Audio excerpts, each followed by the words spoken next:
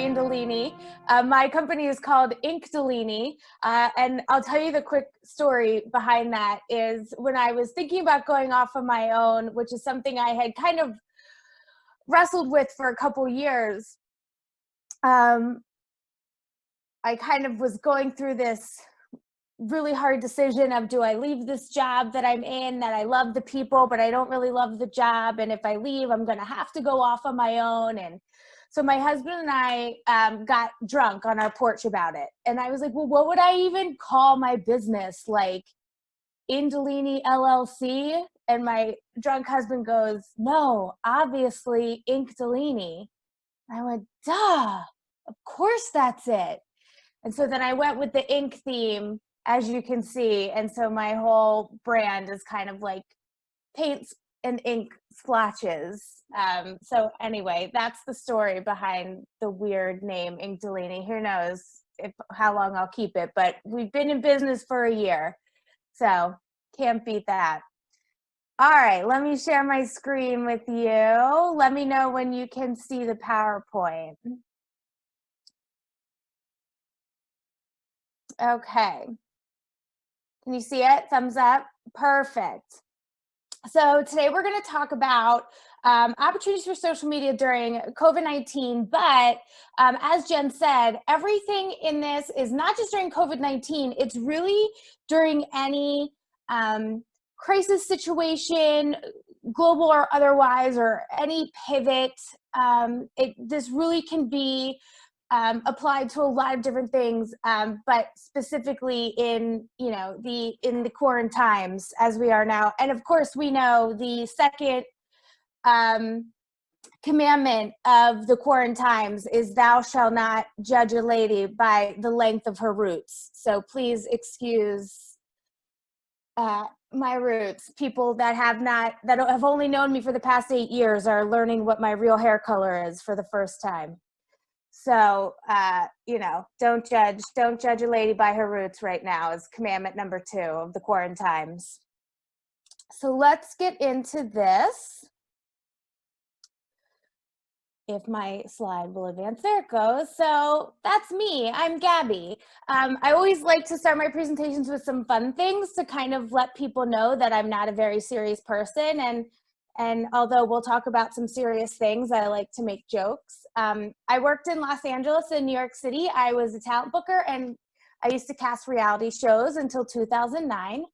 I once went on a blind date live on the Rachel Ray talk show. If you are really good at the Google, you can find it. The link changes every few years, so I lose track of it, and then randomly someone will find it and it'll pop up. The doggie in the picture, her name is Clementine. She's currently on the couch watching dog TV, which is a miracle, $10 a month that I pay Amazon to keep her busy while I have things to do.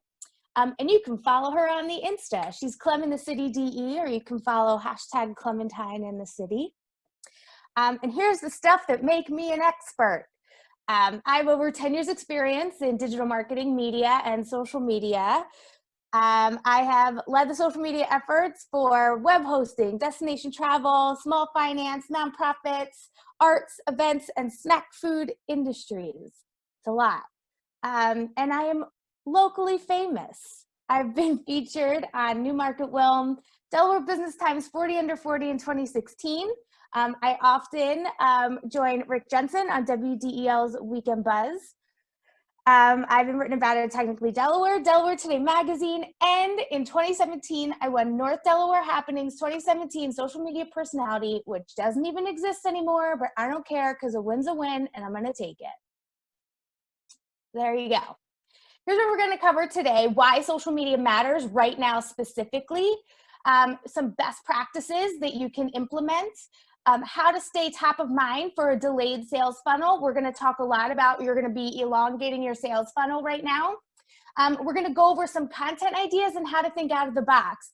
Get ready for that one. That slide is interactive, so you're going to utilize your chat there or take yourself off mute, and we're going to go over, you're going to tell me your business, and we're going to brainstorm. It's going to be an open brainstorm session of some content ideas.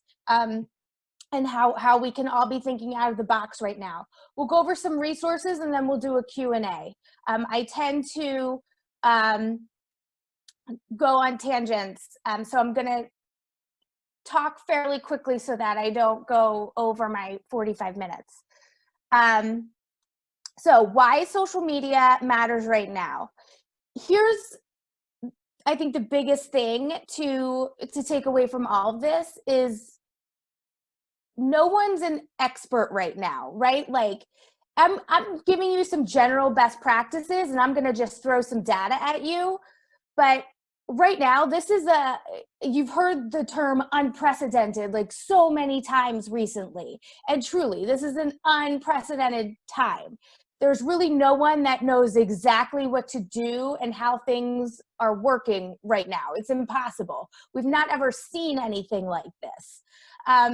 So the important thing is to just don't judge yourself too harshly, and just try and follow some best practices as best you can for you and your business, and don't beat yourself up too much. One of the things I'll say later is a lot of people have said, you should be using this time as an opportunity. A global pandemic is not an opportunity. A global pandemic is a global pandemic. But there are things you can do if you feel up for it, to set yourself up for success. And social media is a huge part of that right now. There are more people online now than ever before. Internet usage just in the US alone has surged by 50% to 70%. People are on the internet right now more than ever.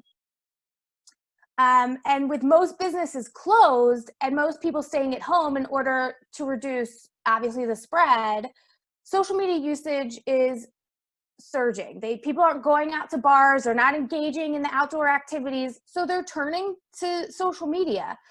70% increase in app usage. Now, notice I said app usage on the phone worldwide during the month of March on Facebook. Now, why is that important? And we'll talk about it later. You need to always be thinking mobile first on Facebook.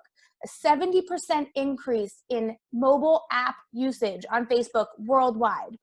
And you know this because in the past month or so, right, like maybe your timeline hasn't reloaded. Maybe you're seeing the same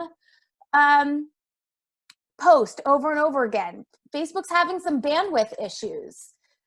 They were as taken by surprise as this as anyone else.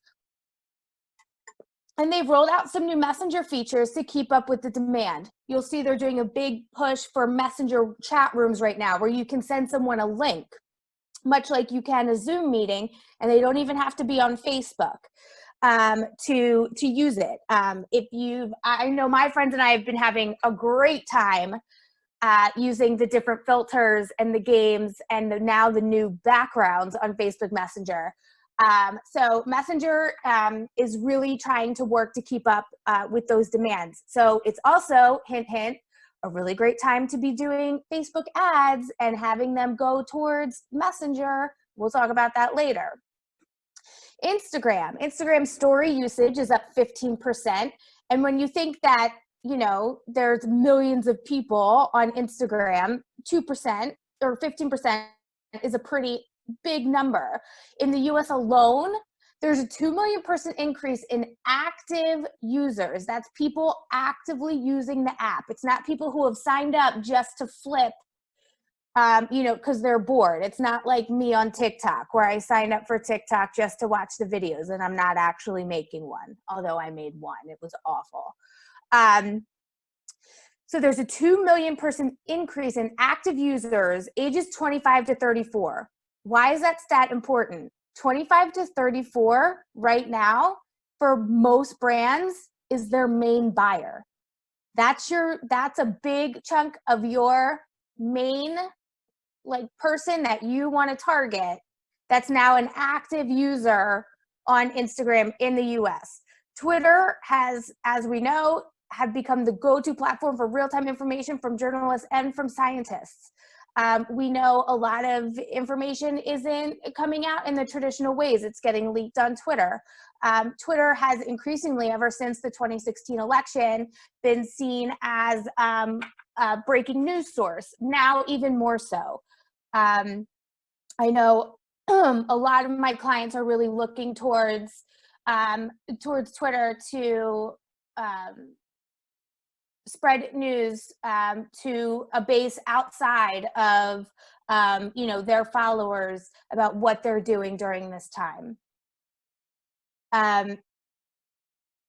So the most important thing about being on social media right now is, you have the best opportunity to put your brand and put your business or put your organization in a place where the most eyeballs are right now.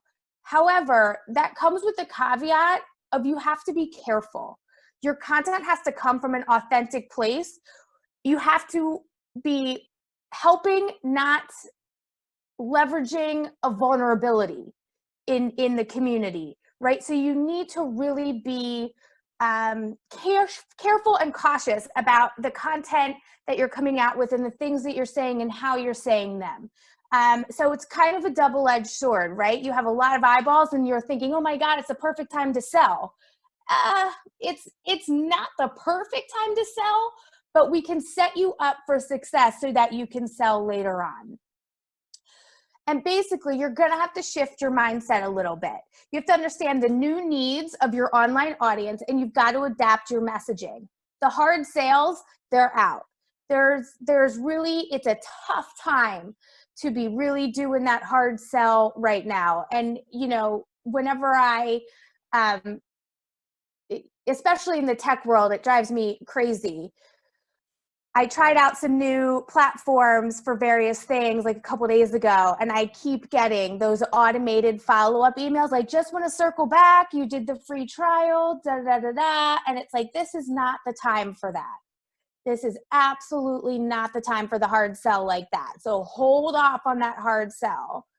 You're in a long game. It's about building brand loyalty to get the sale later down the road. And I'll say it again, a global crisis is not an opportunity. It is a heavy and unsure time. People tell you it's an opportunity, they're dumb. They're not dumb, that's mean. But it's not an opportunity. It's an unsure time, it's heavy, people are nervous. Brands need to approach all of their marketing, social media included, in a really intentional way. So this is something, if you've taken my writing class, 6 C's of social media writing, this is a slide from that class. This has never been more true. Anywhere across the worldwide internet, you'll find anywhere from 4 to 12 C's of social media writing. I narrowed it down to these 6. I think that these are the 6 that really matter, and especially right now: your content, your community, your culture, the conversation, creativity, and connection. That's really, to me, what social media boils down to. And in various ways, we're going to talk about all 6 of those things today. So your number one best practice is you have to keep posting. Right? And it's okay to be dark for a little while you figure out how you're going to pivot. But basically, you have more eyeballs than ever, and they're looking for content and they're bored. Give them content.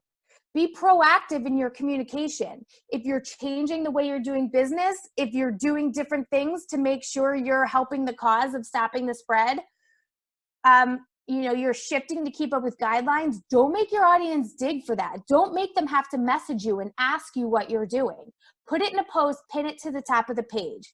Post it maybe once every other week. Here's what we're doing, just a reminder. Social media is the cheapest form of marketing, right? At its very base, it's free. It is $0 if you are not boosting any posts or doing any advertising.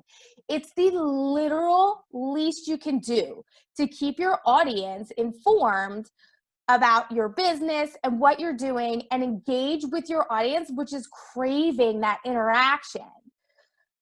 And you want to focus on sharing content that aligns with your brand values instead of that sale, right? So copy in your captions are going to be super important on Instagram, and providing context, right? So if you're, for example, a clothing store and you did a photo shoot months back of, models in your clothes at a restaurant, you can go ahead and post that, but make sure the caption is aware and saying, like, we can't wait to see our clothes back out, whatever you want to say.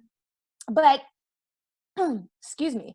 So you need to provide a little more context for older content, but you still want to be posting it because that's how you can stay connected to your customers. You want them to feel supported. You want to not talk at them and utilize those hard sell tactics, but encourage conversation. Ask them questions. How are they feeling? How can you help them?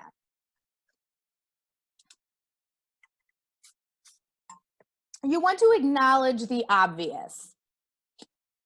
If there was ever a time to be completely open and lay all your cards on the table, this is it, right? So the divide between the consumer and the brand is thinner than ever. Everyone from your newest customer to the highest paid person at your company, the CEO, they're all facing uncertain times.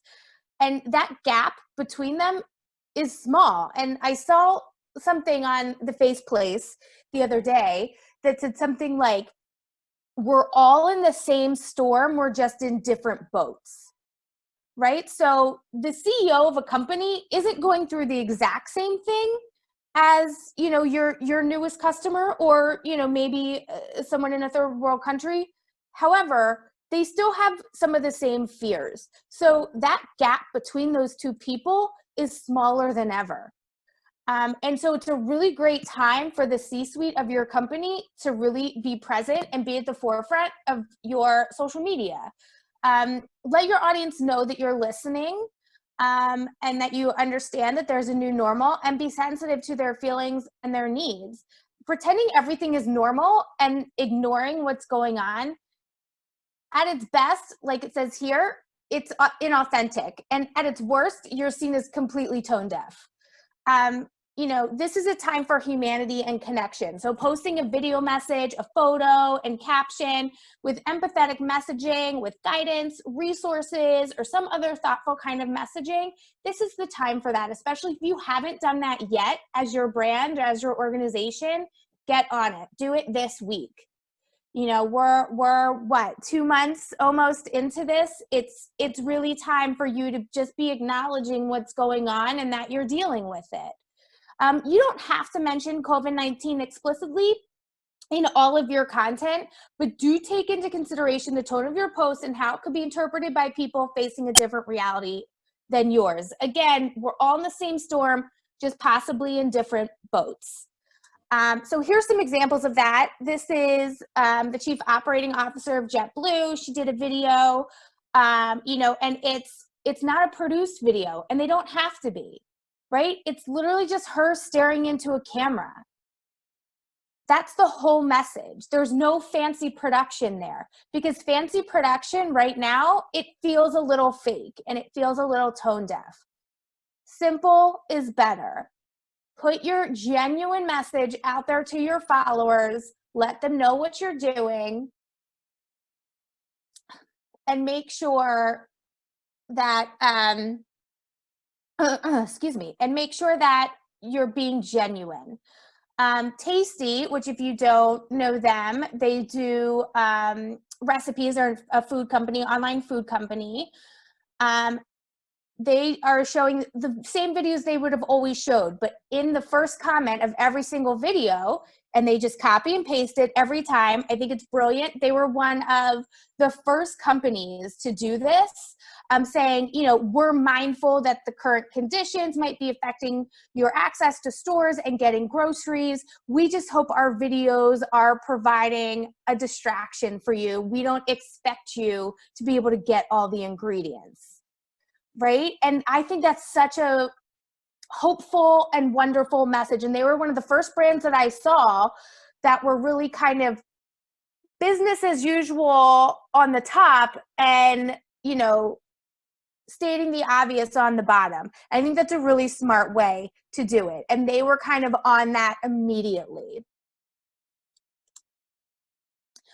Number 3, you want to focus on community, not sales. Again, it's not the time for hard sales. It really isn't. You want to use this time to build up your community and foster a deeper relationship with your customers, your peers, and even your competitors.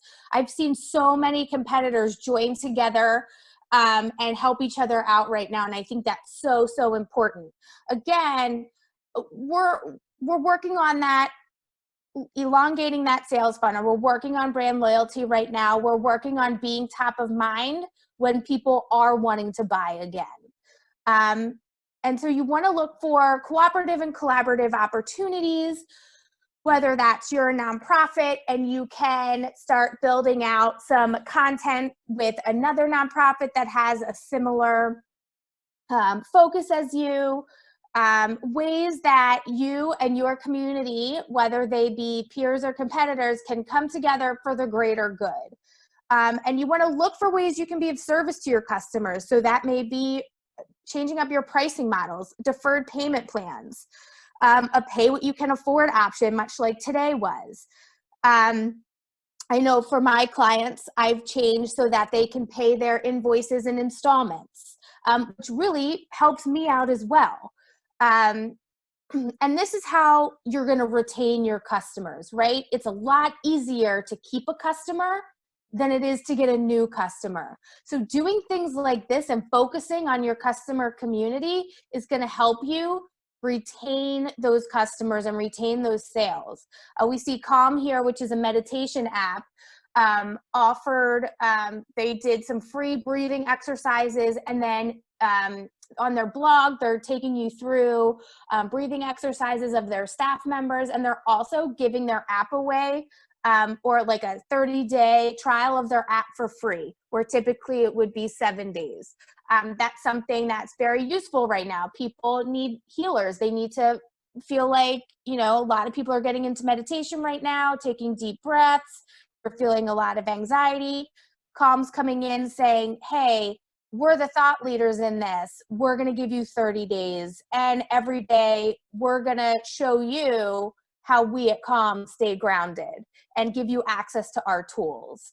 And so that's the kind of things that you should be thinking about. How can you do some kind of freemium model that will get you the long-term sale, but also help your community?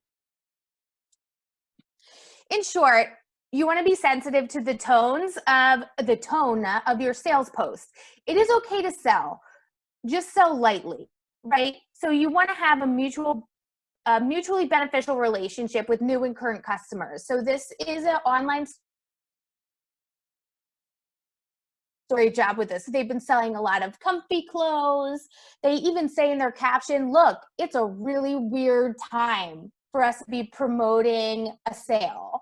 And not everyone's in a position to shop right now, which shows they're being empathetic and they're thinking about all of their followers, not just the ones who can afford to shop, right? So they're saying, hey, if you're in a position to shop, we're giving you an extra 20% off things that are already on sale, because you probably need some comfy clothes right now, and we're putting some of our best stuff on our sale rack and then giving you an additional 20% off, right? They're selling, but in a really kind of sensitive way.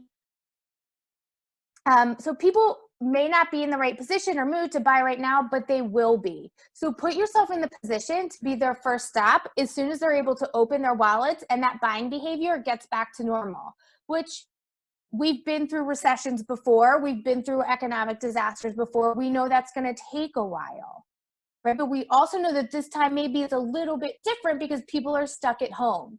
They're very acutely aware of what they don't have right now, and you know, and what their house needs. And so depending on you know, what your business or organization does, that sales funnel may be a little shorter than other people, but just be sensitive in the tone of your sales post. You don't have to stop selling altogether. You just have to spend a little more time on the words that you're using. So create content that positions you as a thought leader in your industry. I know I said that this is not an opportunity, and that still holds true. It's not an opportunity to take advantage of people. It's not an opportunity to further yourself. It is an opportunity to find ways to help your audience. And that can help you by positioning yourself as a thought leader. So not all content has to be COVID related. You've got the eyeballs. Let's use them to your advantage and build your brand. You want to turn your social media into a valuable resource for your audience. If you are not blogging right now, you are missing out on a huge opportunity to become a thought leader. You should and I say this full on knowing that I am not blogging for my own business, but I am blogging for clients. And that's going to help you continue to drive traffic to your website. With blog posts, white papers if appropriate, or web-only content related to your business. And what is that going to do? That's going to get people used to going to your website, right? And if you have things for sale on your website, they're already going to be there. And it also, people are starting to see you as a valuable resource. So for example, Vici Media, this happens to be my best friend's media company in Phoenix. They are media buyers, and they're like, listen, we get it. Not everyone is going to be able to sell media right now. Here's how we're doing it. Right? Here's how to sell right now. Here's how to sell digital advertising. Or one of my clients, the cleaning girls, we decided, we did a really quick pivot with her, and she has been awesome with putting videos out and cleaning tips and tricks. She started a Facebook group where it's just about her being the cleaning expert. She shows you how to go to a garage sale or a secondhand store and completely clean that piece that you've bought and then flip it into something else, paint it or whatever. She's showing you how to clean your bathrooms. Here's the top 5 hotspots in your home. One of her first videos we did was her just showing proper hand washing technique. So she's been really able to use this to really pivot herself as the cleaning girl, the expert in cleaning your house, and especially during this time. And so she's been able to just do really super, she just has her daughter hold a phone and she does these quick videos, and they do really, really well. Humanize your business, right? Tell the story of the humans behind the brand. This is something that was always content that always did well. And it always was important, and now it's even more important. Everyone wants to know that they're not alone. So humanizing and telling the story of the people behind your business shows that. And it allows your followers to engage and learn about your brand or your business or your organization in a whole new way, right? This is the time to be human. This is the time to be a little vulnerable. If you're a business that needs donations, this is a great way to show your audience how they, an everyday person, can help another everyday person. And right now, that's something that people are super, super willing to do. Ask for help if you're struggling. It's okay to lean on your community. That's what it's there for. So get vulnerable in your content, share your story, clearly communicate to your followers how they can support you. We're all in this together, so don't be afraid to ask for help if you need it. Again, just be sensitive about your words. At the end of the day, the businesses that get through this will be the ones that resonated with their audience during this time, and nothing resonates more than a behind the curtain look at your company, your business, your organization. So some really great examples of that. The Grand Opera House is one of my biggest clients. And we've been sharing a ton of content of what people are doing at home. Every week we share this. We highlight 2 or 3 of our employees and what they've been doing during quarantine. We did a whole thing on Earth Day of staff pictures out in nature. For National Haiku Day, I had everyone on the staff send me a haiku, and I made a little graphic out of all the haikus. So anything that personalizes your staff, the inside of your company, that is Really, really useful right now. Hazel and Olive is an online boutique. This is their founder. This is the owner of the company. And so instead of these really staged photos that they usually do, it's just her in her house in front of a mirror taking a selfie in whatever the newest dress is. You can see her dog in the background. And she's not someone that before that we ever saw on that brand. So it's just, you know, you're seeing her. Sometimes you'll see it'll be her employees. And so that's a really great way to sell, right? She's selling, that's a dress that she's selling in her boutique, but she's doing it in a really kind of personal behind the scenes way.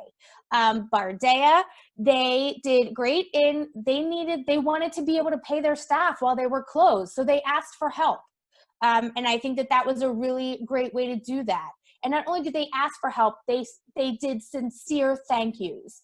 And I think that that's really, if you're going to ask for help, if you're going to start a GoFundMe, if you're going to do some kind of fundraising, almost over thanking the people who have donated, I think is appropriate at this time. In general, just engage, right? You can't focus on sales. So how are you going to engage your audience now? You're going to respond to comments. You're going to retweet replies. You're going to ask questions. Ask your audience questions. You're going to conduct polls. You can conduct polls on Twitter, on Facebook, and on Instagram stories. Polls are a huge, huge way to get to know your audience, for your audience to get to know you, and to get them to interact with your content.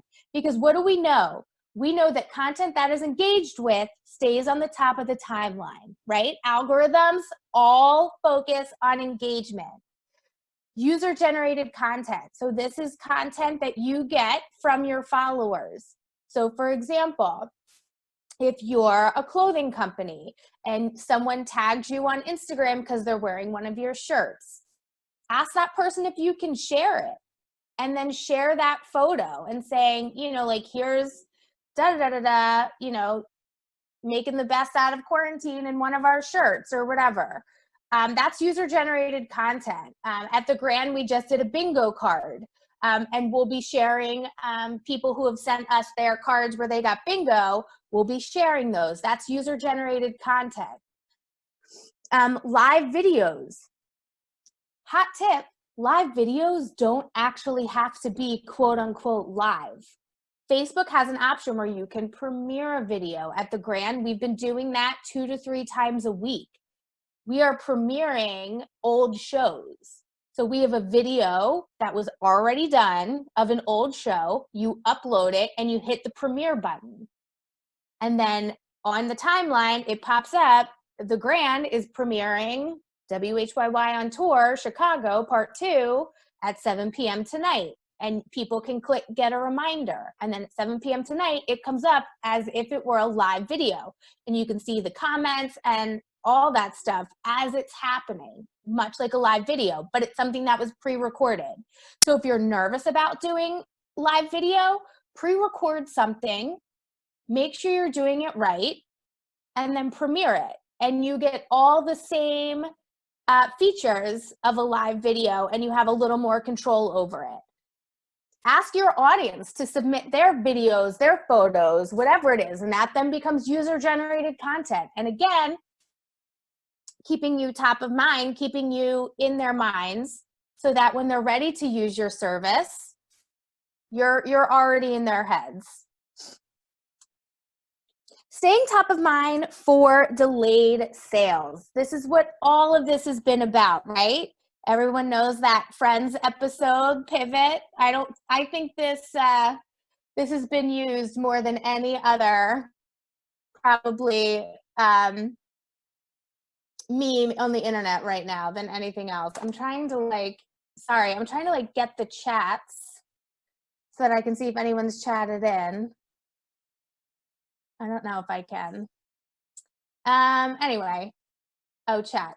Okay, there it is. Watch parties. Watch parties, yes. Watch parties are good. I feel like watch parties are a better thing in like Facebook groups. A watch party kind of looks weird if like no one's in it. So I feel like with the watch party, you might as well, unless it's a Facebook group where you know it's going to a certain person, it's better to do a premiere. But like, for example, if Gable Music has been doing mini Ladybug lives, I think on Fridays, and the artists have been doing watch parties. I think that's a good way to use a watch party. That way you're bringing that video to your audience. So if an organization or a business that you have a relationship with is doing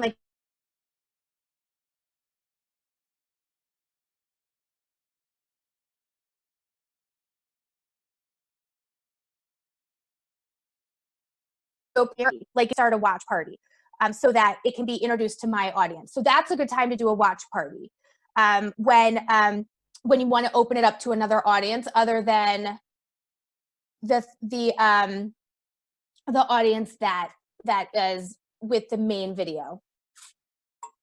Okay. So, should you continue to promote your business on social? Yes, absolutely. In the middle of a global crisis, it's important to put yourself in the shoes of your prospects, right? If they're focused on stocking up on groceries, getting their kids homeschooled, the health and safety of your families, you're going to have to pivot your messaging, right? If your product or service doesn't help people resolve those personal needs, your sales-based stuff needs to be put on the back burner, and you're going to have to pivot. But you should continue in a sensitive way, like I've been saying, throughout all the slides, to promote your business. You have to stay in business. You've got a bottom line to think about. You just have to be sensitive with how you're doing it.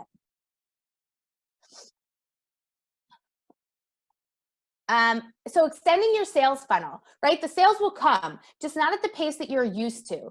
So focus on building sales for the future, not for today. You're going to focus less on ROI right now. That's return on investment. And you're going to more want to be promoting the stability of your business. So saying things like, we got through the 2008 recession or 2009 recession, whatever it was, and we were there for you then, we're going to be there for you now. Just letting your customers know that you're a stable business and they're not going to be left in the dark after all this is super important. You want to provide content that interests and entertains your audience, and if you do that, brand loyalty will follow. Also, don't be afraid to ask for the sale.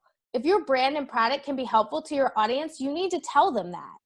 If you're pivoting to making sanitizer or face masks, make sure you say like, hey, we need to stay in business, so this is what we're doing to do that.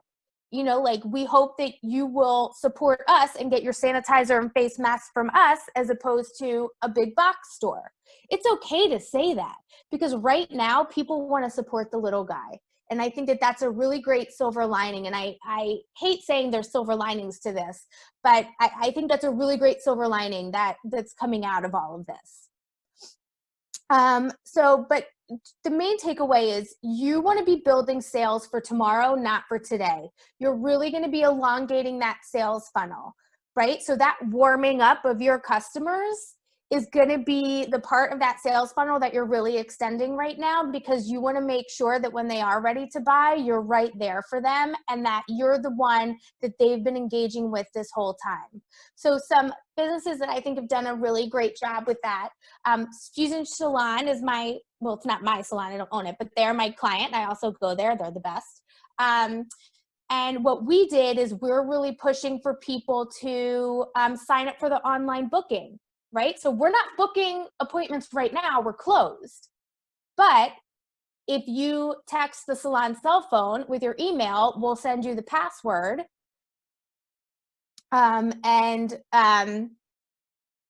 We can set you up to book in the future. This is a bookshop, bookstore. I don't remember where they are, but they're doing online classes right now, pay what you can to help keep the bookshop open. Again, if you can do something to pivot to help keep your business open, say that's what that pivot is about. People want to help right now. So again, Old Town Books, it's a bookstore, and they wouldn't necessarily be having writing classes usually, but that's what they're doing right now to stay top of mind. West Elm, I think, has one of the most brilliant pivots right now. You can go to West Elm in their blog and you can download free Zoom backgrounds.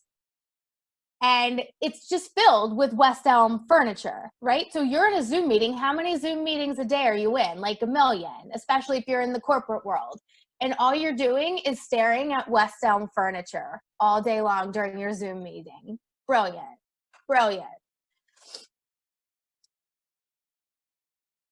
Don't forget advertising.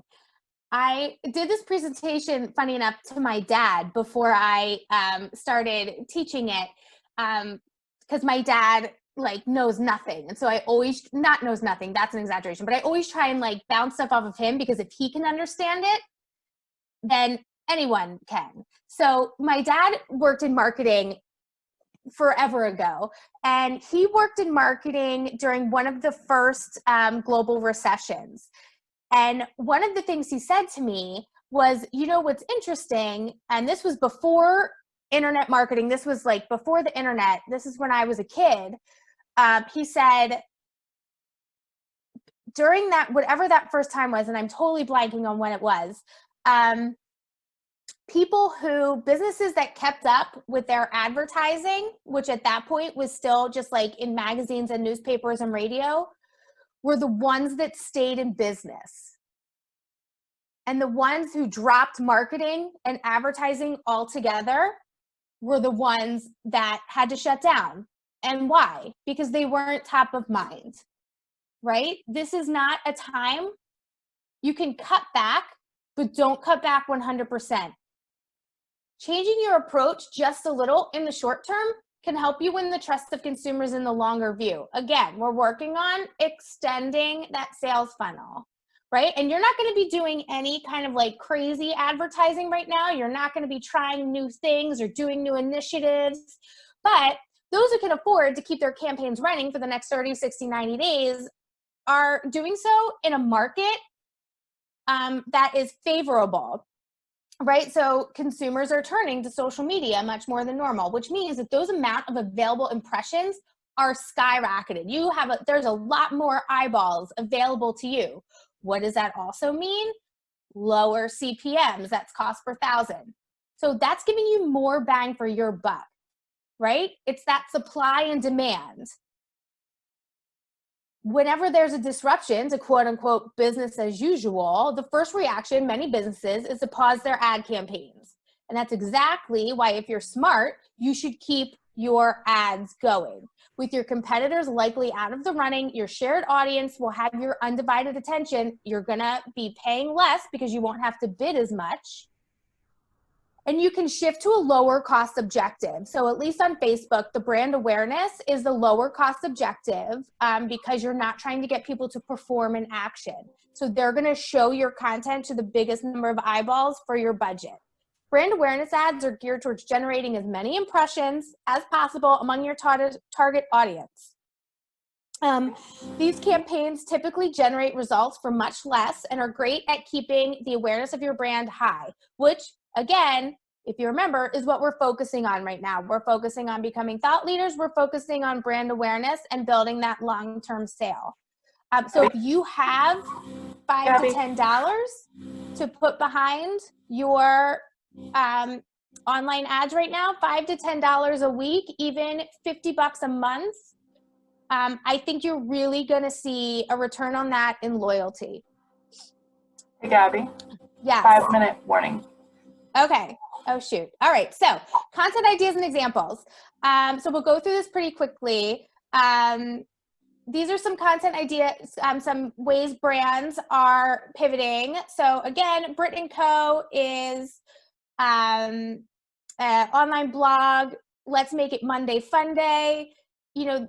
this just married thing I think is brilliant. A lot of brides right now are having to move their weddings. And so she's offering a free template for change the date, right? This is a free template. You can go to her thing, you can download an editable PDF that says change the date. And what does that do when people need thank you cards or maybe they need new invitations? She's first on their list, right? Here's an example of the restaurant industry coming together. Bardea asking people to donate to the James Beard Foundation. So this is typically where I would ask you what your businesses are, and we can talk about some content ideas, but we'll just continue to go through here and I'll give everyone an opportunity maybe later to do kind of a 10 or 15-minute phone call with me and we can go over some content ideas. Coca-Cola has completely redone their Twitter. They have donated their Twitter feed to experts and partners sharing helpful information. So they're not doing any Coca-Cola brand tweeting at all right now. Oatly is in oat milk. And if you are not following them right now, you are totally missing out on some like hilarious stuff. You know, we don't have interest in selling you oat drink. We'd rather just make your day better. So here's the Oatly Department of Distraction Services, right? That used to be their creative department. And they just put out these really like funny videos of what their people are doing at home. And it's absolutely hilarious. And at the end of the day, what are they doing? They're selling you oat milk, right? But they're doing it in a really funny, sensitive way. Again, here's what I talked about earlier, the haiku poetry day for the Grand, how I asked everyone from the Grand to write me a haiku, and we shared those. Glossier is a makeup brand, and they are just like sharing funny memes, and they're like, what do you want to hear from us? What do you want us to say? And I think there's no shame in doing that. Again, with the stories, you can now, if you're a restaurant and you don't have the order from button on your Instagram, you should definitely do that. They are partnering with most of the most common ordering apps. Stories are super huge right now. And they have all kinds of new features out, a donate button, the order from, you know, the polls, ask questions, really utilize those stories. They're up for 24 hours and they're really great for engagement. And they push to Facebook. So, let's brainstorm. I'm sorry we can't, but I will send out, Jen is gonna send out an email to everyone at the end of this, and I will put a sign up form on there where you can sign up to have like a 20-minute conversation with me if you wanna brainstorm some content ideas for your business or organization during this time, because I always go over. So here's some COVID-19 specific resources. This Moz blog is really incredible. They go through every kind of niche that you can possibly think of and give you content ideas. Facebook Business Resources has a hub during COVID-19. That also includes Instagram. Facebook owns Instagram. Twitter Marketing, it's just their marketing blog, but it's pretty much dedicated to COVID-19 resources right now. Other resources, Canva, PicMonkey, and Adobe Spark are all graphic resources. I use Canva almost every single day. It's free. If you have a nonprofit, you can get the paid version of Canva for free. PicMonkey is paid. Adobe Spark is free. You have to keep the Adobe Spark logo on there, but if you have an Adobe login, that is free, included with your Adobe subscription. Photopea is free web-based Photoshop. I also use that every day because I am too cheap to buy Photoshop. So I use Photopea every single day. It is free cloud-based Photoshop. Capwing is some really super amazing free video tools. Questions? Woo!